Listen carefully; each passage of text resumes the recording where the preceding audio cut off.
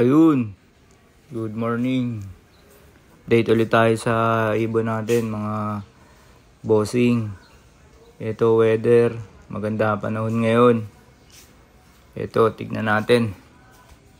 Ito, yung ano natin, yung basa drapa natin. May napisa na kaya sa itlog niya. Tignan natin mamaya, silipin ko mamaya yan. Yan.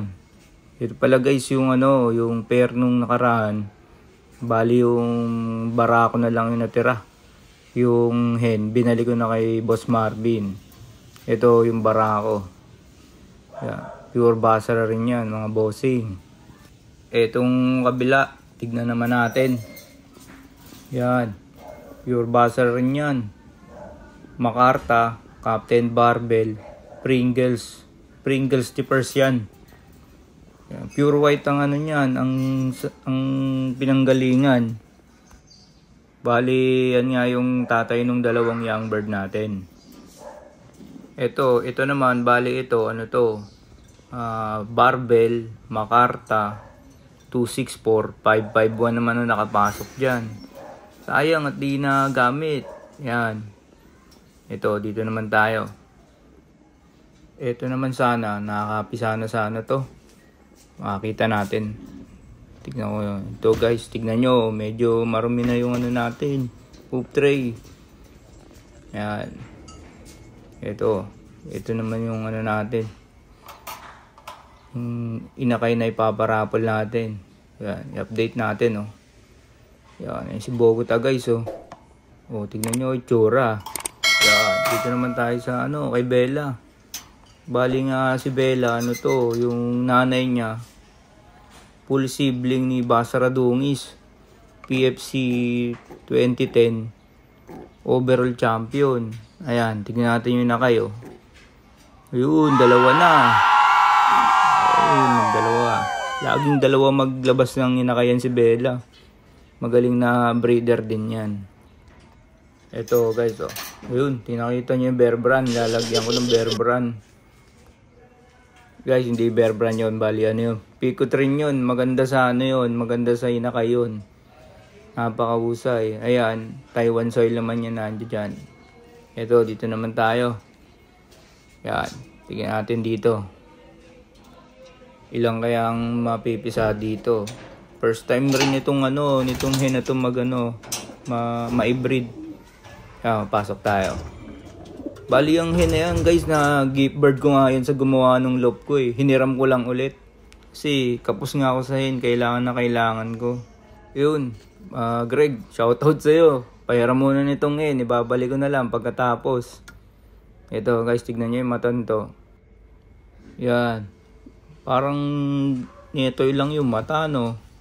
Ito guys, tignan natin yung hen kung may pisa na. Yun. Oh, yun oh. Meron na palang isa. Nakapisa na rin. Oh, galit na galit. Ayaw papastorbo. Ayan, guys. Butit nakapisa na. Siguro i-stock na lang muna yung ano niyan, yung anak. Sana hen. Mag-iipon muna ako ng hen. Panay barako yun nandito sa akin. Tignan nyo, ang tapang oh. Yun. Ito na. Dito naman tayo sa kabila. Ayan na natin yan. Ayan. Labasan muna tayo. Ito. Buksan natin itong kabilang ano, cage. Kabilang side. Bali guys, yung loop ko ano yan. Natatanggal yung hati sa gitna. Bali na hinihila lang yung plywood. Ito. Dito naman tayo sa mga young bird. Yun. Ito sila. Buksan natin ha. Ayan. Ito sila, sarap pa ng higa nung isa. Komportable. Dalawa lang kasi sila. Yan, zoom natin guys oh. Bali lugo na yung mga yan. Mga ilang linggo pa, okay na rin ang mata niyan. Nagpalit na ng kulay. Yan, tignan nyo guys oh. Ito, mukhang hen to eh. Ano sa tingin nyo? Hen kaya? Ito naman yung isa. Ayan oh. Nag-ano na yung leeg. Lugo na talaga sila. Ngayon, maganda yan. Bigyan mo na ng bigyan ng sunflower yan. Tsaka small seed. Bird seed, African mix yun. Maganda yun. Para sa balahibo nila. Dito naman tayo sa ano guys, sa trapa. Tignan natin kung makakapisa ba sila. Ayan. January 3 no guys. Mukhang mapipisa na rin yan mamaya. Mamayang gabi siguro. Ayan, tignan natin. Yun no. Tignan ko Oh.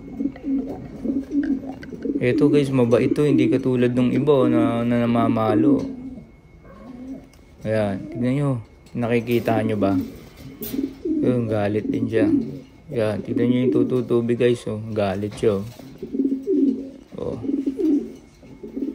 Lakas mamarako. Ayan. Napakaganda ng kulay no, pang off color.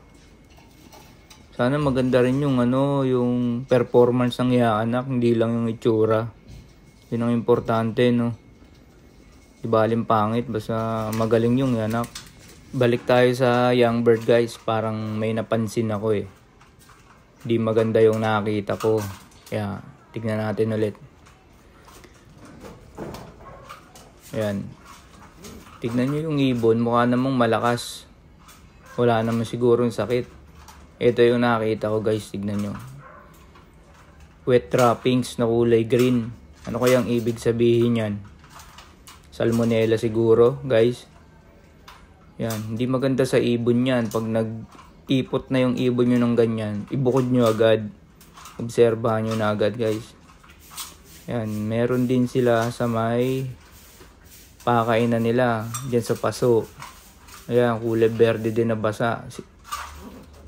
Ayan, meron din doon sa poop tray sa ilalim.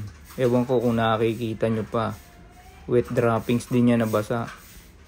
Salmonella siguro ito. Saan kaya nila nakakuha? Di naman na pupuntahan ng ibang kalapate rito. Never pa ako nakakita.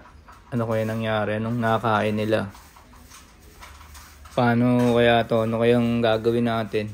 Ano kayang mabisang gamot dito? Bubukod ko na lang muna siguro sila. Doon lang muna sila sa widowwood box para ma-monitor ko yung dumi nila. Tapos bibigyan ko lang ng yan guys, na para stop yung gawa ng weird. Tapos light feeding lang muna tayo dyan. Yung mga sneaky mix o yung African mix, pwede yan sa kanila. Yung madaling tunawin. Yun lang ang ibibigay ko dyan guys. Gagaling yan. Para stop o kaya yung T2S 500. Yan, mabisa yan. Itong mga ganitong virus sa loob, ito nakakatakot kasi mabilis makahawa. Tignan nyo. Kung may nakita kayong ganyan, ibukod nyo na guys. So paano? Update ko na lang kayo bukas ano nangyari sa kanila. Hanggang dito na lang. Ayun.